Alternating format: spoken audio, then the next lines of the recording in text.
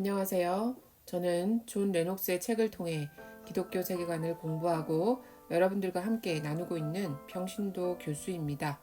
이번 영상은 존 레녹스의 세 번째 책을 소개하는 영상입니다. 존 레녹스는 옥스퍼드 대학교의 수학과 교수였고 현재도 옥스퍼드 대학의 연구원으로 활동하고 있으며 과학과 신학을 접목하여 많은 무신론자들에게 신학을 변증해온 분이십니다. 첫 번째 영상에서는 코로나 바이러스 세상 하나님은 계실까라는 책을 소개했고, 두 번째 영상에서는 우주 탄생의 비밀 빅뱅인가 창조인가를 소개했습니다. 오늘 소개할 세 번째 책의 제목은 과학은 모든 것을 설명할 수 있을까입니다. 2018년에 출판된 책으로 그때까지 존 레녹스가 펼친 기독교 변증을 좀 더 쉽게 풀어쓴 책이라고 하는군요. 그래서인지 두 번째로 소개해드린 우주 탄생의 비밀, 빅뱅인가 창조인가 보다는 훨씬 쉽게 읽혀졌습니다. 자, 이 책의 제목이 던지는 질문을 여러분들께도 한번 드려볼까요? 여러분은 과학이 모든 것을 설명할 수 있을 것이라고 생각하시나요? 이런 질문을 한 번도 해보지 않으신 분들이 아마 대다수일 것이라고 생각이 되지만 긍정적이든 부정적이든 여러분 자신의 답을 찾는데 그리 오랜 시간이 걸리는 질문은 아닐 거라고 생각합니다. 하지만 지금은 우리 각자의 생각은 일단 한쪽에 잘 모셔놓고 이제부터 존 레녹스가 이 책에서 말하는 것을 같이 보도록 하시지요. 1장에서 존 레녹스는 자신이 왜 평생을 과학과 성경적 세계관이 서로 배치되지 않는다는 것을 변증하는 데 노력하게 되었는지 자신의 에피소드를 소개합니다. 캠브리지 대학교 학생이었을 때 어느 만찬 장소에서 노벨상 수상자인 교수님과 대화를 나눌 기회가 있었다고 합니다. 그는 이 놀라운 석학에게 하나님의 존재가 어떤 의미였고 어떻게 그의 학문적 성과를 이끌었는지 몹시 궁금해서 그런 질문들을 던졌다고 합니다. 그 노벨상 수상자 교수는 조금 불편한 기색을 보였고 얼마 뒤 존 레녹스를 그의 연구실로 불렀는데 거기에는 2명의 고참 학자들도 같이 있었다고 합니다. 그들은 이제 막 박사과정을 시작한 그에게 이렇게 질문했다고 합니다. 자네 과학 분야에서 경력을 쌓고 싶은가? 당연히 그는 그렇다고 대답했습니다. 그러자 그 교수님은 그렇다면 오늘 밤 증인들 앞에서 자네는 하나님에 대한 유치한 신앙을 포기해야 하네. 그렇지 않으면 그 신앙이 자네를 지적 장애자로 만들고 자네는 동료들에 비해 뒤처질 걸세. 한마디로 자네는 성공하지 못할 걸세 라고 말했다고 합니다. 그는 그때 엄청난 압박감을 느꼈다고 합니다. 왜 안 그랬겠습니까? 온몸이 얼어버릴 것만 같은 것은 말할 것도 없고 울음이 터졌을지도 모를 일입니다. 하지만 그는 마음을 가다듬고 이렇게 대답을 했다고 합니다. 성경적 세계관이 훨씬 더 풍요롭고 그 진실성의 증거가 더욱 확실하기 때문에 저는 죄송합니다만 위험을 감수하고 그 세계관에 충실하겠습니다. 라고요. 아픈 만큼 성숙해진다는 말이 여기에도 적용되는 것 같습니다. 그는 이처럼 거센 도전을 받았으나 그 도전이 오히려 그의 마음과 지성을 강하게 만들었고 남은 인생에 에너지를 불어넣었다고 할 수 있을 것 같네요. 사실 학계에는 하나님과 과학이 어울리지 않는다고 믿는 사람들이 많다고 지적합니다. 그런데 노벨상 수상자들을 보면 노벨 평화상의 78.3%, 화학상의 72.5%, 물리학상의 65.3% 등 굉장히 많은 숫자가 크리스천이었다고 하는 통계를 인용하면서 이런 믿음은 근거가 없다고 반박합니다. 또한 근대 과학의 위대한 선구자들인 지동설을 주장한 갈릴레오, 행성운동 법칙을 발견한 케플러, 수학에서 파스칼의 정리로 유명한 파스칼, 연력학 법칙을 발견한 화학자 보일, 중력을 발견한 뉴턴, 전자기 유도 법칙을 발견한 패러데이, 그리고 전자기학의 기초를 마련한 클럭, 맥스웰은 모두 하나님을 믿는 사람들이었다고 합니다. 이처럼 위대한 과학자들이 하나님을 믿는 사람들이었다는 것은 우연이 아니라 거기에는 이유가 있다고 저자는 설명합니다. 첫째, 고대 역사학자 에드윈 저지가 설명한 것처럼 과학에서 실험과 역사에서 출처를 증거로 인용하는 것은 아테네가 아닌 예루살렘의 세계관으로부터, 즉 그리스인이 아니라 유대인과 크리스천으로부터 발생했기 때문이며 둘째, C.S. 루이스의 말과 같이 인간이 과학적이 된 것은 자연 속의 법을 기대했기 때문이며 그들이 자연 속의 법을 기대한 것은 입법자를 믿었기 때문입니다. 반대로 과학이 진리에 이르는 유일한 길이라고 말하는 것은 과학적 진술이 아니고 옳지도 않다고 말합니다. 이러한 신념을 과학주의라고 부릅니다. 과학이 진리에 이르는 유일한 길이라면 역사, 철학, 문학, 언어, 미술, 음악, 신학 등은 대학이나 학계에 존재할 필요가 없을 것입니다. 이러한 분야들도 모두 인간의 이성을 사용해야 하므로 이성은 과학보다 범위가 훨씬 넓습니다. 또한 과학은 분명한 한계가 있습니다. 바로 왜라는 목적에 관한 질문에는 답을 할 수 없다는 것입니다. 이런 질문에는 모든 것이 어떻게 시작되었는가, 우리는 무엇 때문에 여기에 있는가, 삶의 목적은 무엇인가와 같은 것들이 포함됩니다.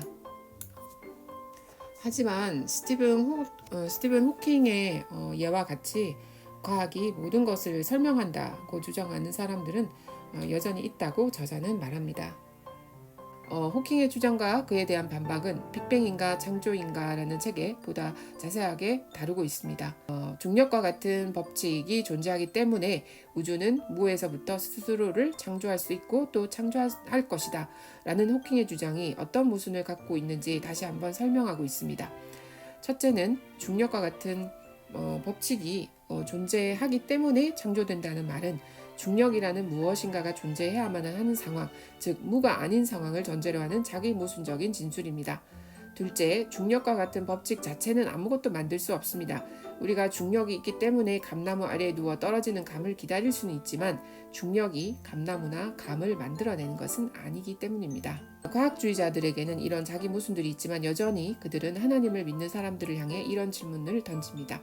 하나님은 누가 만들었는가입니다.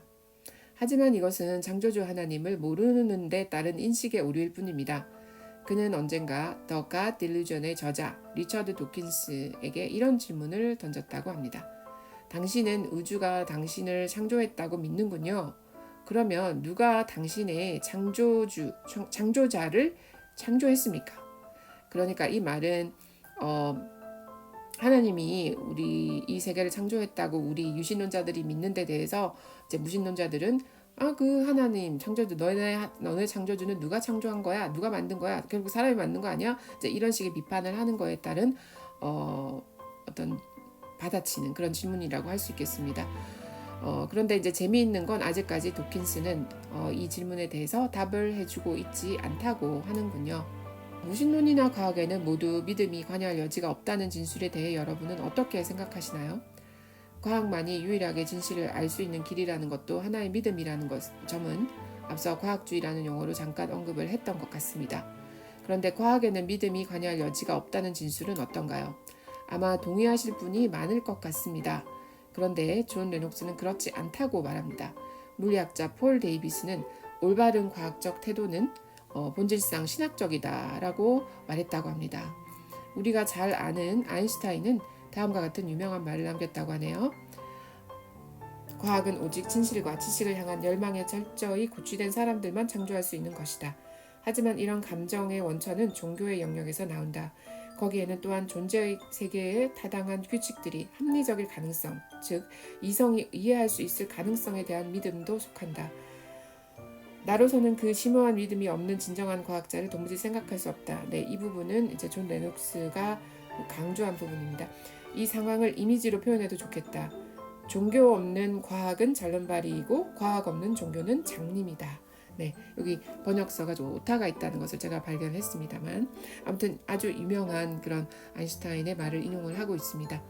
반면에 무신론자들에게는 지성은 뇌세포들의 자연적인 지도받지 않은 과정에 의해서 이루어지는 것으로 그렇게 여겨지는 것이고요. 정신적 사건을 물리학과 화학으로 환원시키기 때문에 이런 정신적 사건을 전체적으로 이해하지 못한다라고 말합니다. 그래서 존 레녹스는 자신이 기독교인이기 때문에 무신론을 배격하지만 과학자이기 때문에라도 무신론을 배격하게 된다라고 말을 하고 있습니다. 자, 이쯤에서 하나님은 우리에게 과학을 어떻게 설명하고 계실까 혹시 궁금하시지 않으신가요? 잘 아시는 예수님의 첫 번째 계명 내 마음을 다하고 목숨을 다하고 뜻을 다하고 힘을 다하여 주 너의 하나님을 사랑하라 해서 이 뜻이라는 것은 마인드, 즉 지성을 의미한다고 합니다. 즉 하나님은 우리의 지성을 적극적으로 쓰라고 말씀하십니다. 또한 캠브리지 대학교 물리학 실험실의 한 출입문에는 맥스웰 경이 새겨놓은 시편 111편 2절의 말씀이 있다고 합니다. 주님께서 하시는 일들은 참으로 훌륭하시니 그 일을 보고 기뻐하는 사람들이 모두 깊이 연구하는구나. 네. 이 말씀이 하나님의 창조 세계를 기뻐하는 인간의 자연스러운 반응으로서의 과학의 의미를 잘 보여준다고 할 수 있습니다. 또한 하나님께서 아담에게 모든 동물의 이름을 지어주라고 명령하신 것은 엄청난 과학적 활동이라고 말합니다. 무엇을 분류하고 이름을 붙이는 것이 과학의 기본임을 우리는 너무도 잘 알고 있지 않습니까? 이처럼 하나님과 과학은 결코 배치되는 개념이 아닙니다. 근대 과학의 아버지로 불리는 프란시스 베이컨은 하나님이 한 권이 아닌 두 권의 책을 쓰셨다라는 말을 했다고 합니다. 그 두 권은 무엇이었을까요? 하나는 성경이고 나머지 하나는 창조세계라고 합니다. 이 책의 중반을 넘어가면서 이제 적극적으로 성경이 말하는 믿음에 대해 주장합니다. 우선 성경이 믿을 만한 과학적인 근거를 갖고 있는지에 대해 논증하고 있는데 특히 기독교의 핵심적 믿음인 예수의 부활 사건에 초점을 맞추어 다양한 증거를 수록하고 있습니다. 저자는 예수 부활의 근거가 있다는 것에 그치지 않고 하나님은 우리와 인격적 관계를 맺음을 통해 구원을 하시기를 원하시는 분이심을 역설하고 있습니다. 자신의 개인적인 전도 체험을 전한 부분도 흥미로웠는데요. 우리가 겪는 사건들이 우연이 아닌 것만 같은 하나님의 계획하심을 느끼는 그런 초자연적인 것은 우리가 경험하게 되는데 존 레녹스도 그런 경험이 많았다고 하는군요. 이 책을 읽는 독자 중에 아직 죄인임을 깨닫지 못하거나 회개하여 하나님께로 돌아오지 않은 사람이 있다면 그렇게 하기를 촉구하기도 합니다. 그리고 과학자적인 자세로 회개 이후 어떻게 삶이 바뀌는지 하나님을 시험해 보라고도 합니다. 사실 저도 대학 때 이런 자세로 예수님을 영접했었고 그 이후 하나님과의 관계 속에서 변화되는 저 자신을 보면서 하나님이 계시다는 것을 부인할 수 없었던 기억이 납니다. 이처럼 경험적인 차원에서 예수 그리스도를 통한 구원의 증거가 압도적으로 많다고 저자는 말합니다. 하나님과의 관계에 있어서 아직 회의론적인 자세를 가진 분이 계실 수 있습니다. 하지만 하나님을 알아나가기 시작할 때 회의론적인 태도가 나쁠 것은 없지만 언제까지나 회의론자가 되어서는 하나님을 결코 알 수 없을 것이라고 합니다. 왜냐하면 구원은 하나님과의 관계를 맺을 때만 이루어질 수 있기 때문입니다. 바울은 에베소 교회의 장로들에게 고별 설교를 하면서 이런 말을 했었습니다. 사도행전 20장 24절 말씀인데요. 나의 달려갈 길과 주 예수께 받은 사명 곧 하나님의 은혜의 복음 증거하는 일을 마치려 하면은 나의 생명을 조금도 귀한 것으로 여기지 아니하노라. 존 레녹스는 과학자로서 그리고 기독교 변증가로서 정말 열심히 달려온 것 같습니다. 사실 이 책은 그의 그 금혼식 즉 결혼 50주년을 맞이해서 발간을 했다고 합니다. 그러니까 상당히 그 학자로서도 오랜 시간이 지난 뒤에 나온 책이라고 할 수 있습니다. 아마도 그가 케임브리지 대학교에 입학했을 때 무신론자 교수님들이 그의 신앙에 대해서 경고를 했던 사건이 큰 계기가 되었던 것으로 보입니다. 여러분들도 크고 작은 이와 유사한 도전들을 경험했거나 앞으로 경험할 가능성이 있을 텐데요. 그럴 때 담대하게 하나님과 과학 모두를 옹호할 수 있는 우리 모두가 되었으면 좋겠습니다. 그럼 오늘 영상은 여기서 마칠게요. 샬롬.